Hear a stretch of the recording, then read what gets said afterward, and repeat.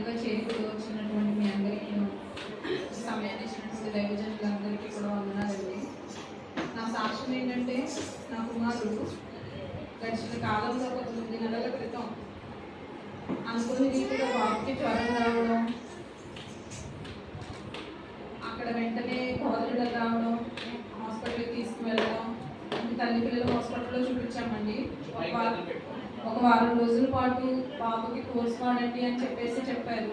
వారం రోజులు కోర్స్ వాడాం, కానీ బాబులో అసలు ఎటువంటి మార్పు లేదనమాట. ఇంకా అసలు తగ్గట్లేదు, ఇంకా ఎక్కువైపోవడం, పొట్ట ఉబ్బుకోవడం, పెద్దగా బాబు అయిపోయి అసలు బాబు 2 అడుగులు కూడా వేయలేని స్థితిలో ఉన్నాడనమాట. సరే ఇంకా అవ్వట్లేదు, మళ్ళీ అక్కడికే తీసుకుని చూపిద్దాము, ఏమంటారు అని చెప్పేసి మళ్ళీ తీసుకుని వెళ్తే ఆయన ఇదేదో మేము చెప్పలేకపోతున్నాము, ఒకసారి ఎక్స్రే తీయించండి అని చెప్పి బ్లడ్ టెస్ట్ చేయించండి అని చెప్పి వేరే హాస్పిటల్కి రాశారు. వెంటనే అక్కడి నుంచి మేము వేరే హాస్పిటల్ తీసుకుని వెళ్ళడం, బాబు వెంటనే స్కానింగ్ చేయించి, ఎక్స్రే తీయించి, బ్లడ్ టెస్ట్ చేయించి అన్నీ చేయించామండి.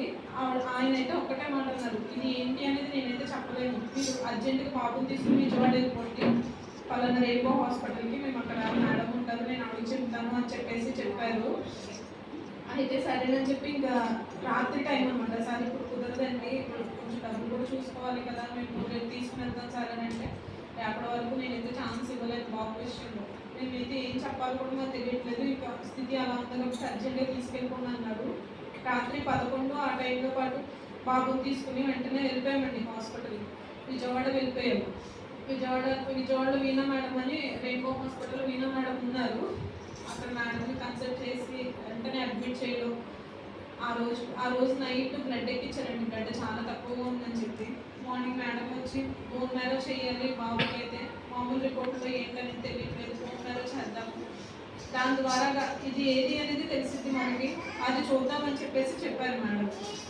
అయితే బోన్ మ్యారో చేసే స్థితిలో బాబు లేడు. ఇప్పుడు ఎలుకలో నుంచి గుజ్జు తీయాలంటే బాబు ఉంటాడో చనిపోతాడు అనేది కూడా మేము చెప్పలేము. బాబు అయితే దక్కకపోవచ్చు, బోన్ మ్యారో చేసే సిచ్యువేషన్లో లేడు అని చెప్పేసి మేడం చెప్పారు.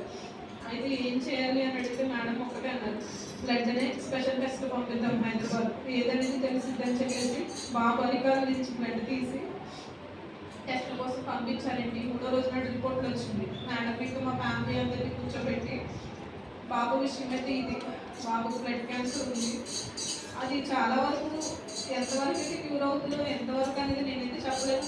నా వరకు అయితే నేను 85% నేను గ్యారంటీ ఇస్తాను, మిగిలిన 25% మీకు నమ్ముకున్న దేవుడి పైన వదిలిపెట్టుకోండి వారం అని చెప్పేసి మేడం చెప్పారండి. ఆ టైంలో మేమైతే ఒకటే అన్నాము, ఈ చిన్ని నువ్వే దేవా, నాకు ఆల్రెడీ ఇంతకుముందు 2 పాపలు ఉన్నారు, బాబు నుంచి నేను చాలా ఎదురు చూసాను, అన్నయ్య కూడా తెలుసు, చాలా వరకు ప్రే చేశాను, అన్నయ్య అమ్మగారు కూడా, ఇచ్చింది నువ్వే, తీసుకోవాలన్నా నువ్వే, మా వాళ్ళైతే ఏమీ కాదు, అంతా నీ చిత్తమే అతనిది, ఏదైనా నీ చేతులు కాస్త చెప్పుకుంటామని తల్లిదండ్రులుగా మేము బాబు దగ్గర మొక్కరించి ప్రార్థన చేస్తున్నాం.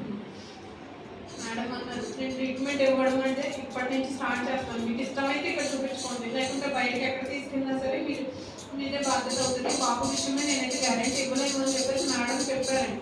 ఇంకొకటి అనుకున్నాం, మీ చేతులు కాదు చెప్పేస్తున్నాము, బతికిస్తే బతికించండి, లేకుంటే లేదు, ఇది ఏది అనేది మేమైతే చెప్పలేమని చెప్పేసి మేడం ఖర్చు చెప్పాము.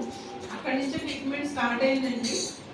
ట్రీట్మెంట్ స్టార్ట్ అయిన అప్పుడే అన్నారు మేడం, ఒక 8 లక్షల నుంచి అవుతుందండి ఖర్చు, పైపెచ్చు ఇంకా అయితే మేమైతే చెప్పలేము, మీరు మాత్రం ఇంటికి వెళ్ళడానికి కూడా ఉండదు, మీరు ఇక్కడే బుక్ తీసుకోవాలి, ఇక్కడి నుంచే బాబుని రోజు వచ్చి చూపించుకోవడం, వెళ్తూ ఉండడం చేయాలి, ఇక్కడే ఉండాలి అని చెప్పారు. సరే మేడం, మేమైతే ఏదో ఒకటి చేస్తాము, మా బాబుని మాత్రం బ్రతికించండి అని చెప్పి మేము మేడంకి చెప్పాము. ఆ 2వ రోజుకి బాబుకి తలలో నుంచి అధికార వరకు చిన్నగా గడ్డలా వచ్చేసిందండి, మొత్తం బాడీ అంతా కూడా, దాన్ని క్యాన్సర్ గడ్డలు అంటారంట.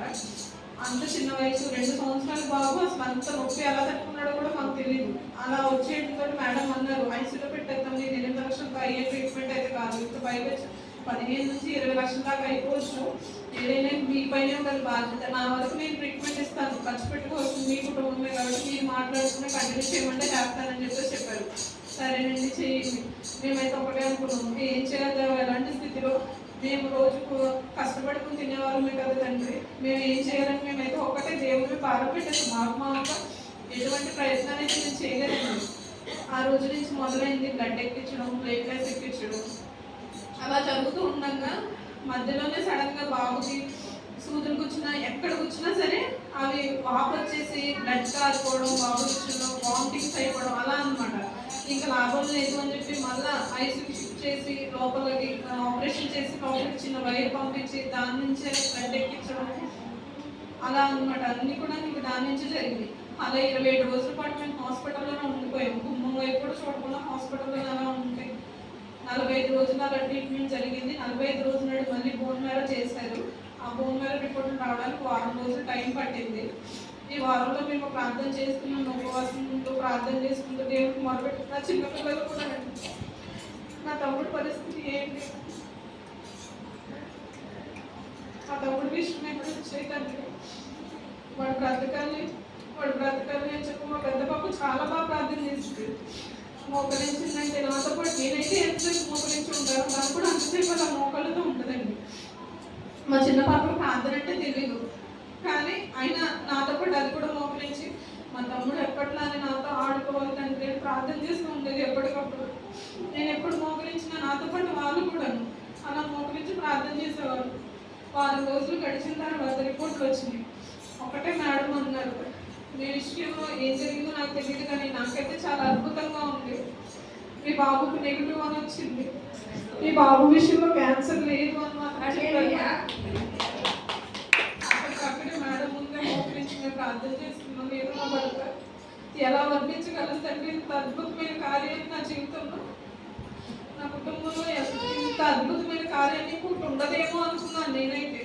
నా పిల్లల ప్రార్థన, నా ప్రార్థన, సంఘాలు అసలు కోవలో ఉన్న సంఘాలన్నీ కూడా ప్రార్థన చేసినాడు నా కుమారుడు గురించి.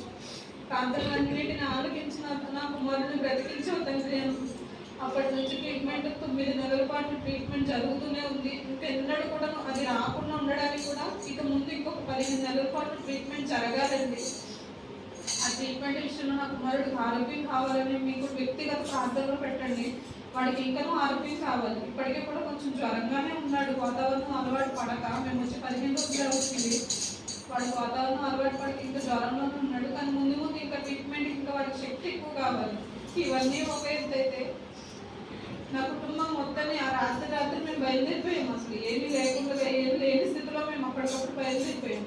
2 చిన్న బిడ్డలను ఇక్కడే వదిలిపెట్టేసి 2 నెలల పాటు అక్కడే ఉంది. 2 నెలల తర్వాత నా పిల్లలిద్దరినీ నేను తీసుకెళ్ళానండి విజయవాడ. అప్పటి వరకు ఇక్కడే ఉన్నారు వాళ్ళ తల్లిదండ్రుల దగ్గర. తల్లిదండ్రులుగా నా కుమారుడి పరిస్థితి చూస్తూ, లేకుంటే నా బిడ్డల హాస్పిటల్ బెడ్ మీద అలా పడుకుని ఉంటే వాడిని చూస్తూ, లేదా నా పిల్లలు చూస్తే నా పిల్లలు ఇలా అయిపోతున్నారు, స్కూల్కి వెళ్ళడం లేదు, చదువుపోయిందని చెప్పి తల్లిదండ్రులు మేమెంత బాధపడ్డామో మాకు మాత్రమే తెలుసు. బయట జరిగే విషయాలు అవమాన పాలవ్వము, అయ్యము, అవమానపడ్డాము. అనేక మంది కూడా, కొంతమంది జాలి చూపించిన వాళ్ళైతే మరి కొంతమంది అవమానపరిచిన వాళ్ళు కూడా ఉన్నారు.